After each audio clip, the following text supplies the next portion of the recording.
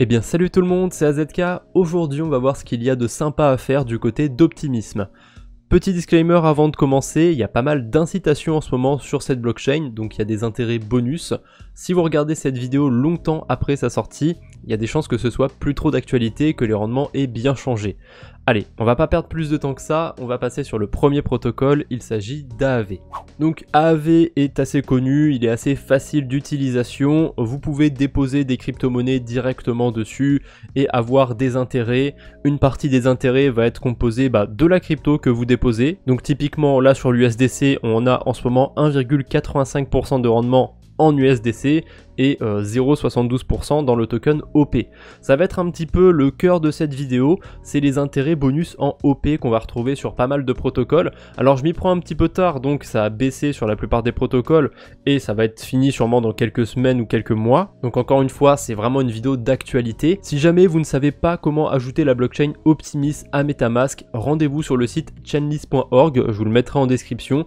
Vous avez juste à connecter votre wallet et ajouter la blockchain Optimism. Sinon, encore mieux que de continuer à utiliser MetaMask. Récemment, j'ai fait un tutoriel sur le wallet Rabi et ce wallet va prendre directement en compte la blockchain Optimism. Il n'y aura pas besoin de l'ajouter. Il est vraiment très simple d'utilisation.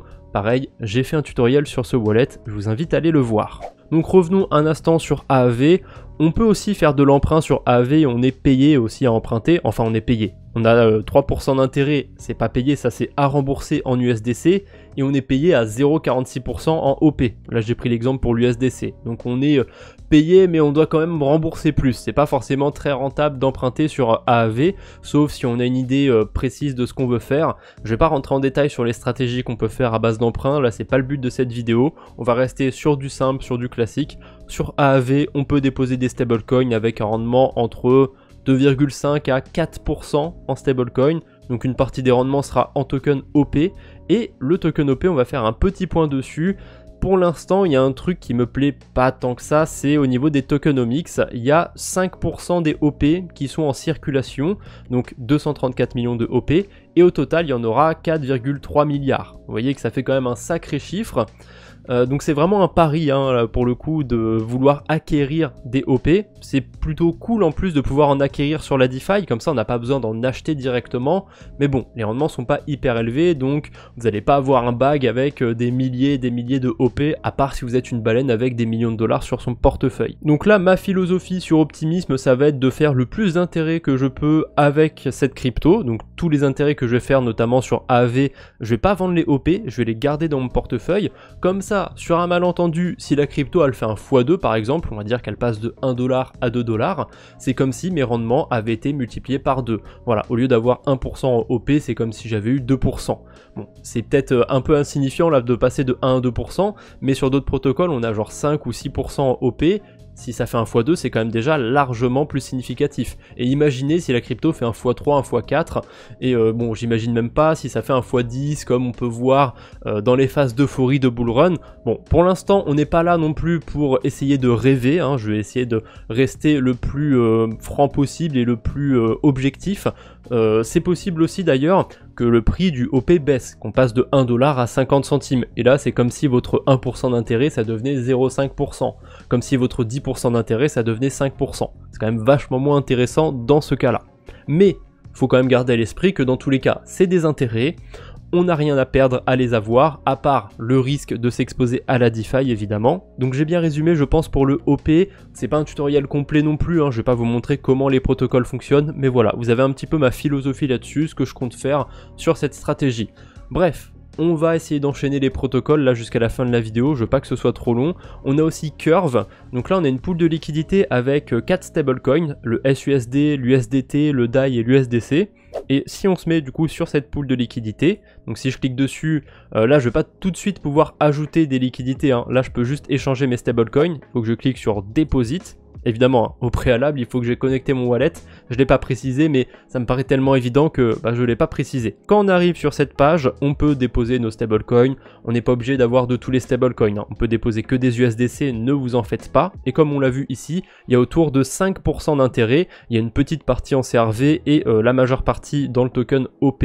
Je sais pas combien de temps ça va durer, mais là on est déjà à des rendements qui sont quand même plus intéressants que sur AAV. Si du coup vous voulez vous tourner sur la stratégie de Curve, donc quand vous déposez vos cryptos, si vous voulez vraiment garder les intérêts en OP, déposez et stakez ici directement les cryptos sur Curve. Si jamais les intérêts en OP vous intéressent pas du tout mais que vous avez envie d'être sur le protocole Curve, vous pouvez juste cliquer sur Deposit, donc vos cryptos vont être convertis en LP token et les LP tokens, quand ils seront sur votre portefeuille, vous pourrez les déposer sur Bifi Finance.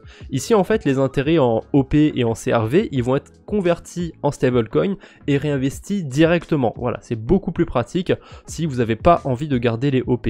Surtout si vous n'avez pas forcément un wallet à 5, 6 ou encore plus de chiffres. Donc voilà, j'espère que j'ai bien résumé la stratégie. On va passer sur le troisième protocole, c'est Pool Together. Et je précise aussi, tant qu'à faire, tous les liens sont en description, n'hésitez pas à aller voir ça après la vidéo.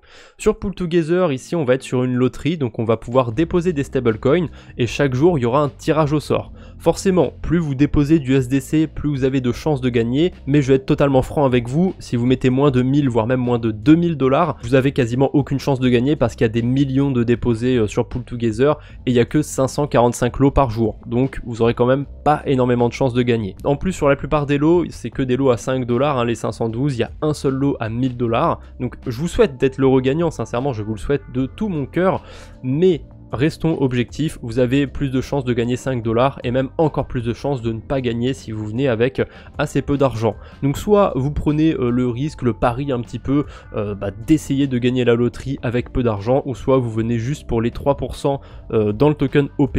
Encore une fois, c'est pas un rendement incroyable, il était plus élevé avant, j'ai juste pris du temps à préparer ma vidéo sur la blockchain Optimism. Et pas besoin de tutoriel hein, pour déposer des cryptos sur Pool Together, vous mettez combien vous voulez déposer ici, par exemple 1000 $, ça vous met même, tiens j'ai même pas fait attention, ça vous met même vos chances quotidiennes de gagner. Avec 1000 $, vous voyez, vous avez une chance sur 87. C'est pas beaucoup, hein. Avec 10 000 $, on a une chance sur 9, et avec 100 000 $, on a une chance sur 1,46. Ça veut dire que sur une semaine, on va gagner peut-être 5 jours sur 7. Avec 100 000 $, on n'est même pas assuré de gagner. Bref, c'est pour vous dire à quel point il faut avoir pas mal de sous-sous si la loterie vous intéresse. Et puis bon, sur 100 000 $, vous allez gagner 5 $ par jour, c'est pas un rendement terrible, hein. Allez, je veux pas non plus tirer sur Pool Together, le protocole est vraiment sympa, mais là on va passer au quatrième protocole, c'est Rubicon. Alors je ne sais pas exactement comment il fonctionne, je pense qu'il fonctionne comme le prochain protocole que je vais vous présenter. Donc là sur Rubicon, on va pas rentrer dans les détails techniques, on va juste voir ce qu'il y a au niveau des chiffres. Donc les rewards en OP qui sont relativement stables sont autour de 6% sur des stablecoins, quasiment 7% même sur l'USDC. Et en plus de ça, vous avez des rendements flexibles, on va dire variables, il y a écrit en stablecoin. Donc là, pour le coup, si vous déposez du DAI, vous avez en ce moment 1,34% de rendement en DAI. Le problème, c'est que c'est des rendements variables et que sur Rubicon, ils peuvent être négatifs. Alors en lisant la documentation, j'ai pas exactement compris comment ça fonctionne. Je sais que c'est par rapport au trading qu'on peut faire sur Rubicon, mais je suis pas sûr à 100% que ça marche comme sur Pika Protocol, qui sera aussi dans la description, sur lequel par contre on peut déposer que des USDC. Donc sur l'onglet Vault, on peut déposer des USDC. Là, si on se met sur les 10%, on voit comment c'est réparti. 8,6% en OP, 1,4% en USDC. Mais là, c'est pareil. Ça peut être négatif comme ça peut être positif. Pour le coup, c'est assez bien expliqué. J'ai compris du premier coup en lisant la description qu'il y a sur Pika. En gros, les traders, quand ils vont faire des gains sur la plateforme, les gains vont être pris dans le vault. Donc les USDC vont sortir du vault, vous allez perdre de l'argent. Mais si les traders font des pertes, eh ben, ils vont devoir les payer au vault, donc ça va rajouter de l'argent dans le vault. Donc théoriquement, si en ce moment on a un rendement positif sur l'USDC, ça veut dire que les traders sur Pika sont en train de perdre de l'argent. Voilà, je suis pas sûr à 100% que Rubicon fonctionne de la même façon, mais c'est pas impossible. N'hésitez pas à me corriger ou à ajouter des précisions dans les commentaires si vous les avez. Le seul petit avantage de Rubicon par rapport à Pika, c'est qu'on a un peu plus de choix au niveau des cryptos. On peut aussi apporter des cryptos qui sont pas des stablecoins, et ça c'est plutôt sympathique. Pika du coup c'était le dernier protocole sur lequel on a des intérêts bonus en OP. Heureusement j'ai quand même 3 bonus pour vous. avec des intérêts plutôt sympathiques, mais il n'y a aucun intérêt dans le token OP. Le premier protocole, c'est Iron Bank, donc c'est un protocole de prêt et d'emprunt de crypto-monnaie, comme AAV typiquement, et là vous pouvez déposer pas mal de crypto-monnaies et avoir sur certaines des intérêts bonus en IB. Donc IB comme Iron Bank, c'est le token du projet. Donc pour avoir ces intérêts bonus, il faut aller sur l'onglet Earn et déposer ces cryptos ici. On peut voir le rendement global que ça nous fait. Sur l'USDC, on est à 7%. Sachant qu'il y a 2% d'intérêt en IB et que le rendement de 5% en USDC, il est variable puisque ça va dépendre de s'il y a beaucoup de gens qui empruntent de l'USDC ou pas. Là, j'ai pas le graphique du IB sous la main, je vous le mettrai sûrement au montage, mais c'est pas une réussite, sincèrement, le token se pète bien la gueule, donc je vous le montre vraiment en bonus si ça vous intéresse. Mais là, limite, je dirais que c'est des stratégies pour des gens qui ont quand même pas mal d'argent à risquer sur ce type de protocole. Pour être honnête, je dirais que ça, c'est une très bonne stratégie avec au moins 5000 voire 10 000 $ à mettre dessus.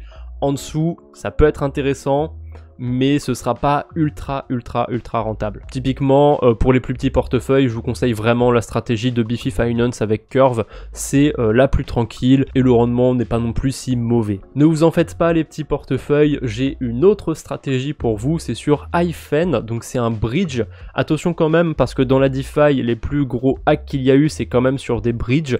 Alors Hyphen, c'est pas le plus gros bridge, il n'y a pas tant de liquidité que ça dessus, mais quand même, faites attention, on ne sait jamais. Si on descend un petit peu sur la page, on peut voir qu'on a des pools sur Optimism, et comme sur tous les bridges, il y a des intérêts directement dans la crypto que vous déposez. Ici, c'est les Fee APY. Sur l'USDT, pour l'instant, on est à 1,85. C'est pas hyper fiable parce que ça va dépendre encore une fois du volume. Plus il y a du USDT qui vont être échangés, plus il y aura de frais, plus les intérêts seront élevés. Vraiment, le truc sur lequel il faut être concentré, c'est le Reward APY qui est autour de 7% sur l'USDT, même plutôt autour de 8%.